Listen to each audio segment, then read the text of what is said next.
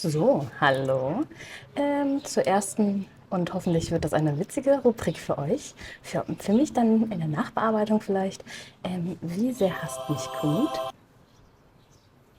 Weil letzte Woche, als ich gefahren bin, sah die Tour nämlich so aus. Ja, und dann versuchen wir mal heute, um zu sehen, wie sehr mich Komoot wirklich hasst. Matteo, was meinst du? Was ist deine Prognose? Ich denke 50-50. 50% Hass und 50% Aussicht. Ja, also, sind wir schon mal zu zweit. Dann würde ich mal sagen, viel Spaß bei der Tour. Hier darf ich euch ja nicht vorenthalten, wie ich mein Fahrrad wieder aus der Wohnung rausbuxiere, den Luftdruck kontrolliere oder Luft reinmache und natürlich die Kette auch öle. Also tatsächlich ist das heute eine ziemlich entspannte Tour, also hier 0 und das ist hier, keine Ahnung, 500 Höhenmeter. Ich glaube, 34,2 Kilometer, seht ihr. Ja, gut, sieht man jetzt nicht so gut, aber ja. Das sind hier so 2 Punkte, die sollen halt ganz schön sein von aussichtsmäßig, also so strandmäßig und so. Da kann man irgendwie auch noch was essen. Und hier ist halt einfach, da wollte ich einfach noch mal ein bisschen Allesur zeigen. Und ja, dann, wie gesagt, Blindflug. Keine Ahnung, was das hier für Wege sind. Hier vor allem die bin ich, wo ich am meisten drauf gespannt bin, dann tatsächlich diese Wege hier. Weil letztes Mal, wie gesagt, hat mich das richtig zerhauen hier in dem Bereich. Naja, schauen wir mal. Hier bin ich auf dem Weg und das jetzt rechts ist mein Supermarkt. Also da war ein Kilometer zu Fuß, da bin ich halt immer öfter hin oder wenn ich halt mit dem Auto unterwegs war, bin ich da gerade kurz gehalten. Diese Wege hier, also dieser Untergrund von Waldweg war halt eigentlich so von den, ich glaube 25 Kilometer habe ich am Ende gemacht, war das halt der Hauptteil und Straße, also Asphalt und dieser Untergrund. Ich muss auch jetzt sagen, ihr seht ja, hier ist Sackgasse. Ja, ich glaube, ich sollte da hinten her. Gut, das ist gut. Muss man auch sagen, dass es halt auch einfach meine Schuld ist. Teilweise, wenn ich halt auch einfach Karten mal gescheit lesen sollte. Naja, aber hey, das wird jetzt öfter passieren. Yay. Klar, wenn hier ja der Weg hergeht, ne? Logisch. Also hier. Hier. Klar soll man dann halt hier runterfahren. Ist ja klar, um auf da irgendwo hinzukommen. Und warum sollte man den Weg fahren? Wenn man einfach da runterfahren kann. Oh, ich merke schon, wir haben 3 Kilometer drauf. Wird eine gute. Ich habe ein Gefühl, das wird gut. Wie schon jetzt textlich gesagt worden ist, ich habe ein Mountainbike, ich meckere jetzt hier nicht rum, weil das waren so die kleinen Highlights, also das hat schon Bock gemacht, aber wenn ich überlege, die Tour war halt ausgelegt für normale Fahrräder. Also ich weiß nicht, ob ich mit meinem Damenrad da runtergebrecht wäre, muss ich ganz ehrlich sagen. Und habt ihr gesehen, diese kleinen Peitschen sind auch wieder überall Dornen, deswegen muss ich auch immer gucken, deswegen fahre ich auch manchmal so komisch, also so Schlangenlinien, weil das ist ja durch den Weitwinkel, das waren wirklich wie kleine Peitschen. Meine ganzen Arme waren wirklich so zerschossen. Und jetzt hier habe ich auch kurz abrupt gehalten, weil zack, diese Dornenreben überall. Und ich habe halt einfach keinen Bock mehr, meine Klamotten kaputt zu machen. Das hier ist sozusagen, das sind so Ruinen mit Geschichte und so. Könnt ihr reingehen, war aber jetzt nicht viel. Und das ist genau Alisur, das ist das Stadtkern. Und da seht ihr den Weg, genau jetzt hier habe ich nochmal ein bisschen gecheckt, ob ich auf dem richtigen Weg bin. Aber war jetzt auch der einzige Weg, aber ja. Lieber mal dreimal sicherer draufschauen. Genau, rechts ist dann sozusagen der Stadtkern, da ist auch ein großer Intermarché, ein richtig süßes Café, das blende ich euch jetzt auch gleich mal hier ein. Da war ich auch öfter mal einfach so ein bisschen arbeiten und da sind kleine also Restaurants sind da viele, aber jetzt Einkaufsmöglichkeiten sind jetzt nicht, also dürft ihr euch jetzt nicht viel erwarten, das ist wirklich trotzdem noch ein kleines Ding so. Ein paar Souvenirshops gibt's da, aber ja.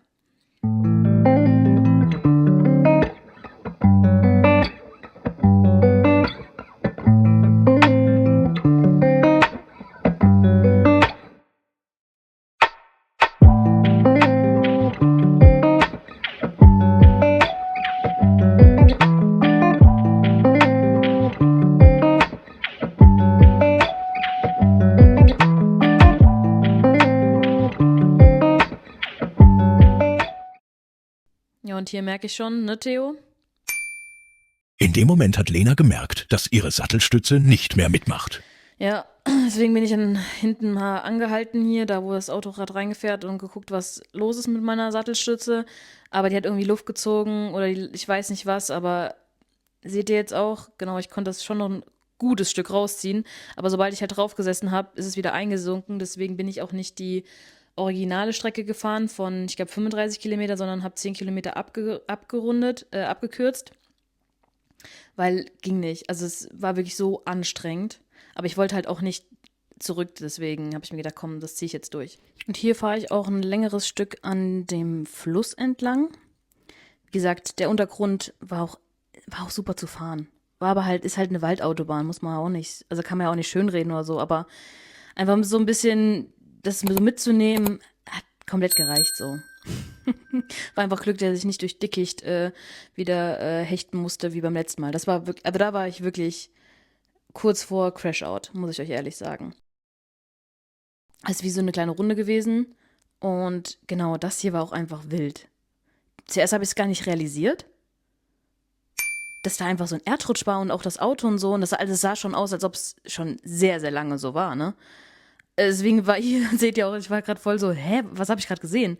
Aber ich bin jetzt auch nicht umgekehrt oder so, ich wollte jetzt auch nicht. Aber ich fand das einfach so surreal, versteht ihr? Hier ein bisschen Uphill-Power. Ja, ich habe ja ein Light E-Mountainbike, deswegen, ich sag da halt bei meinen Mund. Und das hier, genau, da war ich jetzt auch wieder ein bisschen außerhalb. Es war super angenehm halt. Obwohl da viele auch so Sanddinger waren, also so Sandstraßen. Boah, das ist auch anstrengend. Und hier war ein bisschen mehr Fun. Gut, auch wieder hier wegen den kleinen Peitschenhieben musste ich ja auch immer ein bisschen ruckelig und komisch fahren, aber das hat richtig Bock gemacht. Wenn du ein bisschen Geschwindigkeit hattest, hat das schon richtig, richtig Bock gemacht. Das war so komisch, dass halt nebendran halt direkt die Straße war und das halt sozusagen dann der Fahrradweg war. Aber der richtige Fahrradweg, den zeige ich euch gleich, das ist so witzig. Weil gleich komme ich nämlich genau auf die Straße und ihr seht auch, die Autos sind noch nicht gerade langsam. Seht ihr jetzt nämlich jetzt, wie die angeschossen kamen. So, zack. Und das war sozusagen mein Fahrradweg. Also für auch die anderen Fahrräder. Also nicht die Straße, also die Leute fahren wirklich richtig, richtig schnell da, ne? Deswegen habe ich zuerst auch überlegt, oh, soll ich einfach auf Straße fahren? Aber ganz ehrlich, das hier war irgendwie sicherer. Aber auch hier weiß ich nicht, ob ich das mit dem Damenrad fahren würde. Bin ich euch ehrlich, aber es hat schon Bock gemacht. Waren aber ein paar Kilometer und dann bin ich aber auch auf Straße gewechselt. So, keine Ahnung, ob man mich jetzt hier gut versteht, weil ich bin gerade mitten am Meer. Ah, sehr, sehr geil.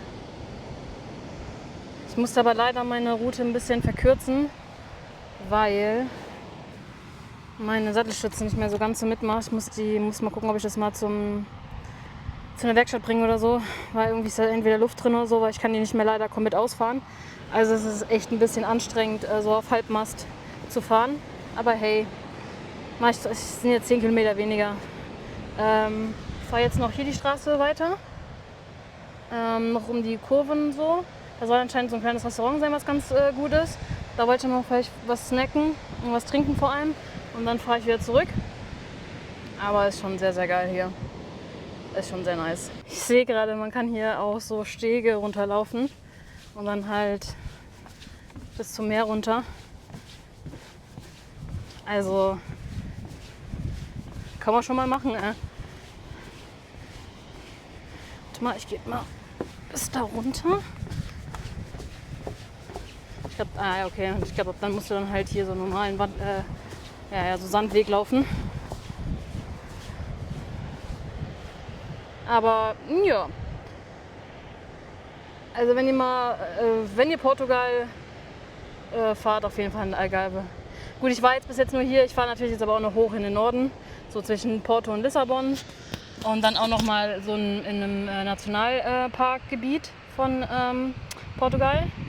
Aber ich muss schon ehrlich sagen, gefällt mir hier tatsächlich besser als in Spanien. Dann bin ich hier noch ein Stück schön am Meer auf der Straße hergefahren. Wirklich atemberaubende Aussicht.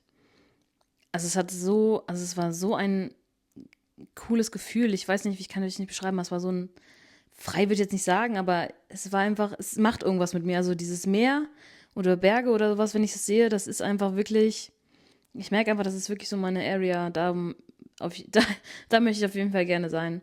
Ja, genau, hier bin ich nämlich auf einen Steg noch zugefahren, weil ich dachte, man kann da weiter runterlaufen.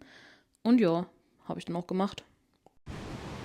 So, mal auch noch ein bisschen hier Landschaft zeigen. Ja, also es ist schon sehr geil hier, muss ich schon sagen. Warte. Hier müsst ihr halt nur ein bisschen aufpassen, geht ein bisschen strack bergab. Was auch cool ist, hier sind überall so Stege, also immer alle paar 100 Meter sind solche Stege, wo ihr einfach runtergehen könnt. Müsst halt wie gesagt ein bisschen aufpassen dann noch, weil es halt ein bisschen dann holprig ist, aber schon sehr, sehr nice. Aber ich habe ja hier meine S3 Sicherheitsfahrradschuhe an, da kann ja nichts passieren.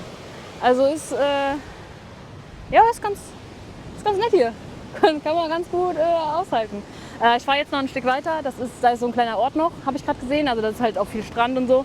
Vielleicht gibt es da so eine kleine Strandbar oder wo ich vielleicht mir noch irgendwie was trinken kann. Und dann mache ich mich aber auch schon dann langsam wieder Richtung Heimat. Ja, also bisher Komoot.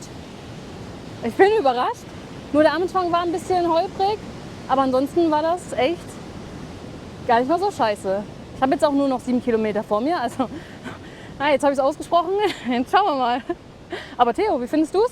Also ich kann nicht meckern bisher, das heißt schon was. Ist ganz nett, ne? Joa, ganz nett hier. Siehst du, muss auch abends mal rausgehen, ein bisschen was erleben. Ohne mich würdest du das hier nicht erleben.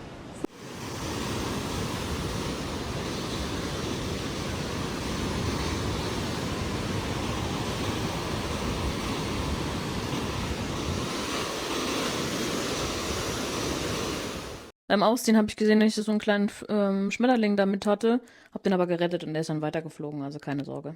Und das hier war auch schon mein Weg zurück, also das waren ja dann nur noch von diesem einen Punkt, ich glaube 6 Kilometer und das waren dann halt wirklich dann so die Wege oder halt Straße und deswegen habe ich das jetzt auch nicht mehr gefilmt, weil das war wirklich dann einfach nur noch, ja, ich fahre gleich auch auf die Straße und das war es dann halt so. Wisst ihr, was ich meine? Ja, und das war meine kleine Tour. So, fertig mit der Tour. Ja, ist ein bisschen langweilig tatsächlich. Liegt auch vielleicht daran, dass ich nicht Mountainbike-Strecke eingegeben habe, sondern nur Fahrradstrecken und deswegen war das halt fast alles nur wirklich fast Straße. Aber ich hatte ein bisschen Schiss, Mountainbike einzugeben. Dann wäre das wahrscheinlich wieder eine Katastrophe gewesen wie beim letzten Mal. Naja, also für die erste Ausgabe dieser Rubrik, sorry Leute, aber ich hoffe vielleicht, dass ich ein bisschen landschaftlich was zeigen konnte. Ich mache dann ab nächstem Mal Mountainbike-Strecke und ich werde auch die Rubrik dann ausweiten für auch Wandern. Ja, Theo, was meinst du zu der Tour?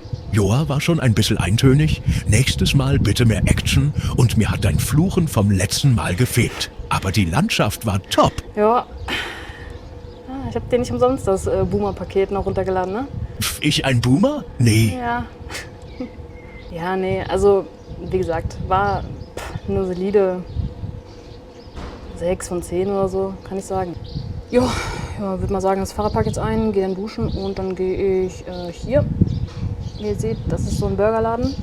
Ich habe alles halt hier super geil in der Umgebung, aber das mache ich nochmal in meinem anderen Video, dass ich euch mal zeige, wo das Airbnb ist und was drumherum halt ist, dass ihr vielleicht wisst, wenn ihr auch nochmal hier in die Gegend wollt, weil Surfen und so könnt ihr halt mega geil hier.